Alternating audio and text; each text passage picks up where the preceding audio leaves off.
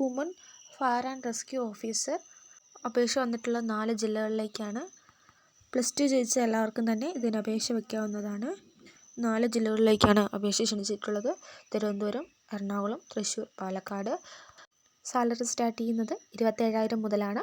പിന്നീടാണ് പ്രൊമോഷൻ കിട്ടി ഏറ്റവും ഹയസ്റ്റ് 63,000 ഇതിന് ഇൻ്റർവ്യൂ ഇല്ല, ഡയറക്റ്റ് റിക്രൂട്ട്മെൻ്റ് ആണ്. മറ്റുള്ള PSC പരീക്ഷകളെ അപേക്ഷിച്ച് 18 വയസ്സിനും 26 വയസ്സിനും ഇടയിലുള്ളവർക്കാണ് അവസരം. എല്ലാ കാറ്റഗറിക്കാർക്കും ഈ ഏജ് നിർബന്ധമാണ്.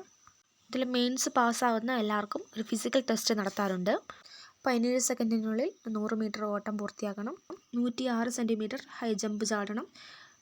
305 സെൻറ്റിമീറ്റർ ലോങ് ജമ്പ്. പിന്നെ അവർ നിർദ്ദേശിക്കുന്നത് പോലെ ഷോട്ട് പുട്ട് ഇത്ര ദൂരം, അതായത് 4 കിലോയുടെയാണ് ഷോട്ട് പുട്ട് എറിയേണ്ടത്.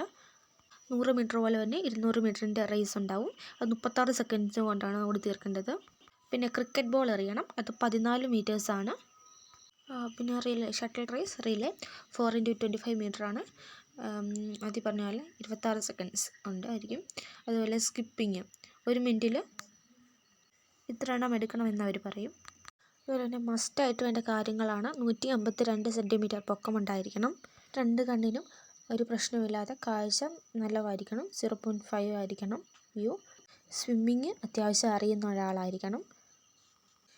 പിന്നെ ഒരു മെഡിക്കൽ ഓഫീസറിൻ്റെ ഒരു സർട്ടിഫിക്കറ്റ് ഉണ്ടായിരിക്കണം എന്ന് തെളിയിക്കുന്ന ഒരു മെഡിക്കൽ സർട്ടിഫിക്കറ്റ്.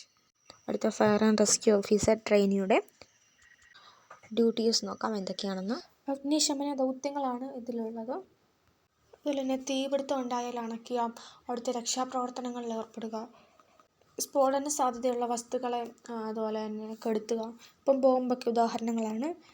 അതുപോലെ തന്നെ നാച്ചുറൽ ഡിസാസ്റ്റേഴ്സ്, അതുപോലെ തന്നെ വെള്ളപ്പൊക്കം, ഉരുൾപൊട്ടൽ, ഭൂമികുലുക്കം ഇതുപോലുള്ളതൊക്കെ വരുമ്പോഴത്തേക്കും ആളുകൾക്ക് രക്ഷാപ്രവർത്തനം നടത്തേണ്ടി വരും. അതുപോലെ തന്നെ കുടുങ്ങിക്കിടക്കുന്നവരെ, കെട്ടിടത്തിൻ്റെ മുകളിൽ കുടുങ്ങിക്കിടക്കുന്നവരെ, വാഹനത്തിൻ്റെ ഉള്ളിൽ കുടുങ്ങിക്കിടക്കുന്നവരെ, കുഴിയിൽപ്പെട്ട് കിടക്കുന്നവരെ ഒക്കെ രക്ഷിക്കാൻ വേണ്ടിയാണ് അത് ഉപകാരപ്പെടുന്നത്. അതുപോലെ തന്നെ അടിയന്തര ചികിത്സാ സഹായം പെട്ടെന്ന് എത്തിക്കുക. അതുപോലെ തന്നെ ശ്വാസം നിന്നുപോയാൽ അത് കൊടുക്കുക.